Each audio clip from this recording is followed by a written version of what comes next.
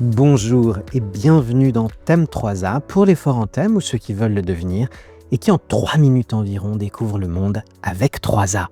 Car sentir et ressentir le monde, c'est bien, mais le réfléchir, le connaître et l'influencer avec altruisme, c'est mieux. A comme apprendre, A comme accompagner, A comme agir. A comme 3A, tout simplement.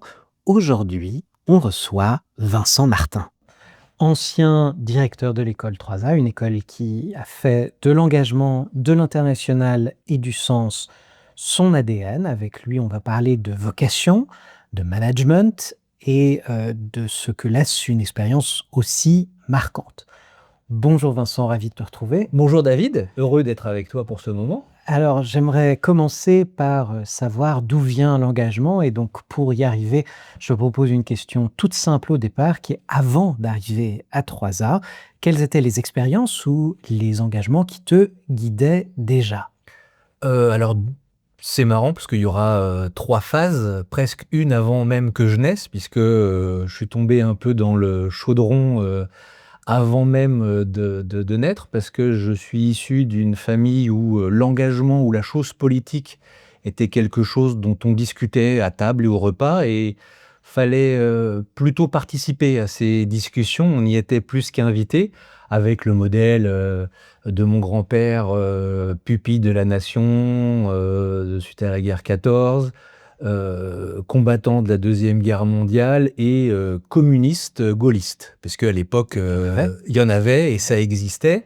Et il a disparu quand j'avais 17 ans, donc avec une distance vraiment forte avec les enfants, parce qu'à cette époque-là, tant que tu parlais pas politique, on ne te considérait pas, tu mangeais même pas à la même table, parce qu'il y avait la table des adultes et la table des enfants, et je me rappelle avec fierté avoir été convié assez tôt, 14, 15, 16, parce que mon père m'aidait vraiment, on discutait beaucoup de politique, et mon père était engagé dans le syndicalisme avec la CGT, dans la CGC, pardon, dans la CGC à l'époque, dans l'industrie aérospatiale et aéronautique, où là également engagé, lui, très fortement dans des associations laïques. Et là, c'est là où on va entrer dans l'enseignement, puisqu'il s'intéressait beaucoup à l'éducation et était président d'une association laïque qui s'occupait, notamment en salariant, tout le personnel de la cantine de l'école. Donc il y avait un lien très étroit entre l'association dont il s'occupait, dont il a promu les actions, et déjà moi à l'époque, le voyant avoir une vision éducative sur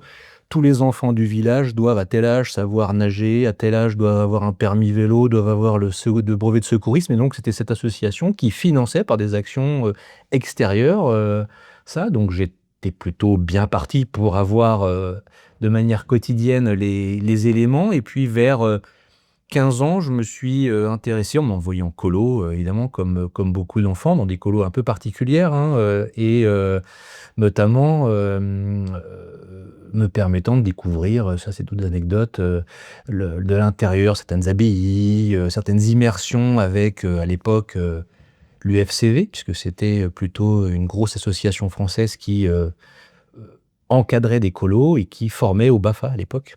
Et je me suis intéressé pour passer le BAFA, et c'est là où je suis tombé dans les Francas. Donc l'UFCV d'un côté, les Francas... Est-ce que tu peux rappeler pour nos auditeurs qui bien sont plus sûr. jeunes? Alors l'UFCV, je pourrais pas vous dire le sigle, mais en tous les cas, c'était les jeunesses catholiques, plutôt marquées à droite, et pourquoi pas scout, c'était pas incompatible, et clairement scout, donc plutôt des colos où, oui, il y avait le dimanche matin l'obligation d'aller à la messe, enfin, des formats qui pourraient paraître d'un autre âge aujourd'hui.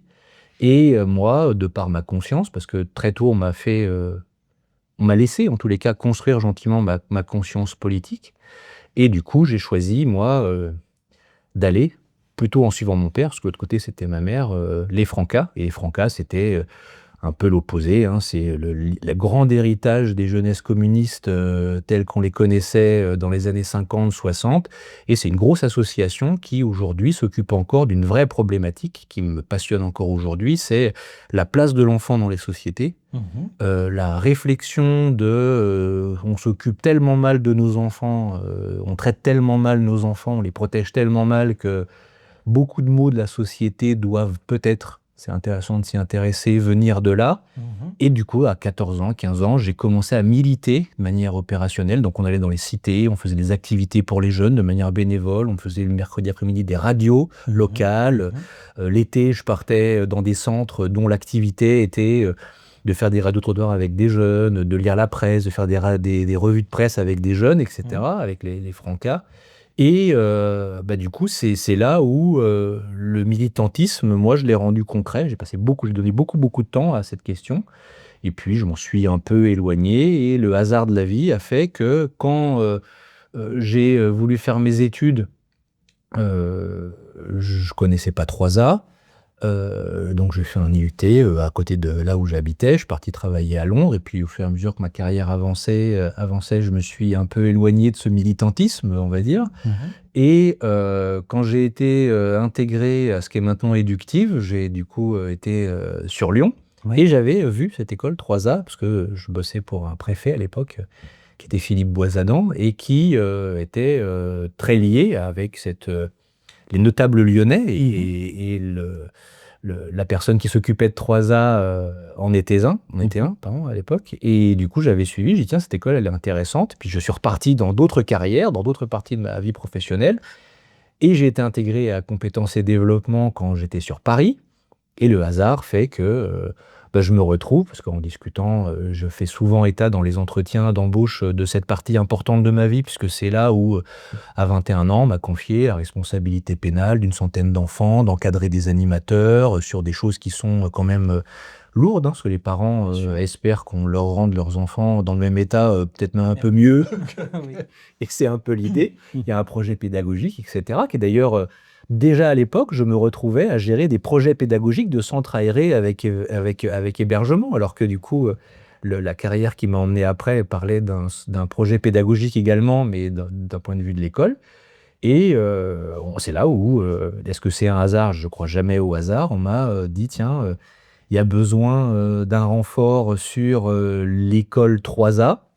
Serais-tu d'accord? Et j'ai évidemment rebondi là-dessus, parce que ça me faisait penser sur cet engagement, une école que j'avais identifiée comme étant celle de l'engagement. Mais alors, qu'est-ce qui t'a donné envie de rejoindre 3A en particulier?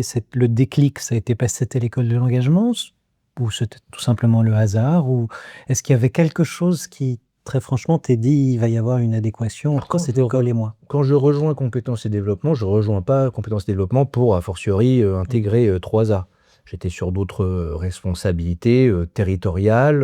D'ailleurs, ça peut aussi, dans une certaine mesure, reprendre la forme de certains engagements qui avaient été les miens avant, notamment dans le recrutement, puisque c'est des actes de réflexion territoriale, de valorisation d'entreprises d'un point de vue local, et le politique n'est jamais vraiment très loin de ces questions-là. Et c'est au moment où... visiblement, il y a une vacance à la tête de 3A où on me parle de cette opportunité pour me confier. Et peut-être aurais-je dit non si ça avait été une autre école, mais comme c'était en cohérence, en tous les cas, dans ce que je pensais pouvoir apporter aux étudiants, au type d'étudiants, puisque pour beaucoup d'entre eux, ils viennent avec une très forte volonté d'engagement. Je me suis dit que ça s'alignait parfaitement. Et après, ce qu'on a réussi, ce qu'on a tenté et ce qu'on a fait m'a pas donné tort sur, en tous les cas, la nature et la densité de l'engagement qui n'est pas du tout comparable à d'autres écoles.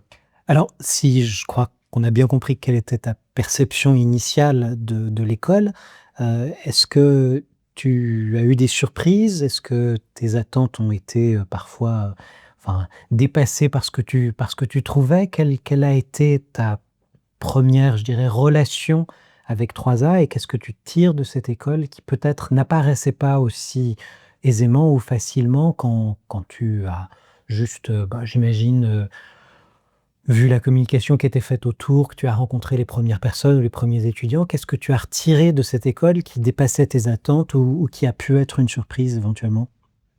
C'est très compliqué d'arriver surtout dans un contexte, parce que là, tu décris effectivement ce qui serait l'école sur le papier, son histoire d'ailleurs, qui était incroyable, qui est incroyable. Oui, depuis 40 ans.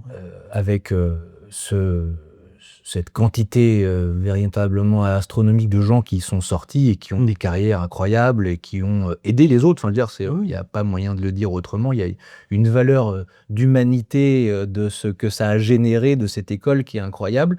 Le contexte dans lequel moi j'arrive me paraît être un moment difficile parce que des priorités sont en jeu, notamment une baisse de l'attrait de cette école, puisque très marquée sur l'humanitaire, et on le sait, depuis une quarantaine d'années de son existence, la manière dont ces sujets-là sont adressés entre les relations du pays du Nord et des pays du Sud, la manière dont on forme à ces métiers-là, le nombre de gens à former sur ces métiers-là, les gens qu'on forme à ces métiers-là, qui sont plutôt dans une logique maintenant stratégique d'être des locaux par rapport à la proximité, la compréhension culturelle. Enfin, il y a plein de choses pour lesquelles ça s'entend. Et la manière dont le monde a aussi évolué sur, je le disais, sur ces relations nord-sud, l'école était dans une parenthèse où tout le monde est d'accord pour dire que c'était une super école, une super histoire, mais avec une vraie difficulté à de nouveau cristalliser un projet sur c'est l'école de ce type de projet, c'est l'école qui te prépare à ce type de métier, en sachant que la stratégie, de manière assez intéressante, avait plutôt dirigé cette école sur des profils de chargés de projet, managers de projet, mais ce qui, par définition, peut, dans la nature de ces métiers-là, éloigner d'une certaine évidente opérationnalité terrain, puisque du coup, peut-être la vraie expertise et la vraie expérience que les alumni de cette école ont d'abord à faire valoir, c'est j'ai passé tant d'années dans tel pays, j'ai été faire tel type de choses, alors que là, de plus en plus, les gens, parce que la pauvreté aussi s'est réadressée de manière différente et plutôt aujourd'hui perçue, elle l'était déjà, mais plus visible au coin de la rue que ce qu'elle a été après tout ce que Coluche a pu mettre en lumière, avec d'ailleurs encore de manière fiscale, un nom qui circule encore dans l'Assemblée encore hier pour l'aménagement de la niche Coluche, etc. Enfin, c'est quand même des gens qui ont marqué, mais c'est les métiers de quoi? Je pense que ces valorisations par rapport aux parents des étudiants, c'est beaucoup des choses qui sont associatives, c'est beaucoup des tissus qui sont tournés vers les autres, donc qui sont assez éloignés sur des monétisations de carrière, des métiers qui, quand tu te consacres à ces causes-là, bon, bah, va pas non plus se mentir, hein, il y a de moins en moins d'argent qui est disponible pour ces causes, donc du coup, ça doit redevenir une vraie réflexion, un vrai choix de vie, qui aujourd'hui pose un problème dans la manière dont la société de surconsommation, de l'argent roi, etc., pose un problème. Donc j'ai trouvé cette école dans une vraie réflexion de quel est le projet pédagogique de cette école, et le passage que j'ai eu dans la redéfinition du projet stratégique a été assez clair sur 4 versants qui sont: il y a toujours des gens qui s'intéressent à l'international, peut-être moins qu'avant, moins que l'ADN de l'école le propose. Et là, c'était un chantier de refaire vivre cette flamme de l'international, mais en tous les cas de garder en quatrième option, puisque c'était 4 options en 5e année sur les métiers de l'humanitaire, ou en tous les cas tourner vers l'international, pour pas dire humanitaire. Il y avait ce qui fait aujourd'hui lumière sur les métiers de la financiarisation, de réinterroger les métiers de la finance avec la finance responsable. Donc c'est un travail qu'on a fait aussi, qui visiblement attirait un public qui était assez éloigné de l'origine de l'école, mais qui pouvait s'intéresser à ces sujets-là. Et puis toujours ces deux métiers de chargé de projet avec le RSE, le SS, qui étaient cœur de métier, et puis des gens qui après vont plutôt être dans un profil sur les transitions écologiques, les transitions au sens général. Et donc de refaire de cette école quelques projets qui pouvaient être hyper spécialisants, parce que je crois que 3A est une école de gens qui doivent être des spécialistes et des experts, même si on réinterroge de manière perpétuelle, doit-on trop se spécialiser, pas assez? Permets-moi de t'interrompre parce que ça me permet de rebondir. Donc, on parle beaucoup et d'expérience et d'engagement à 3A. Donc, pour toi, qu'est-ce que ça veut dire concrètement? L'engagement, c'est alors ça revient à la question sur quel type d'étudiants j'ai trouvé.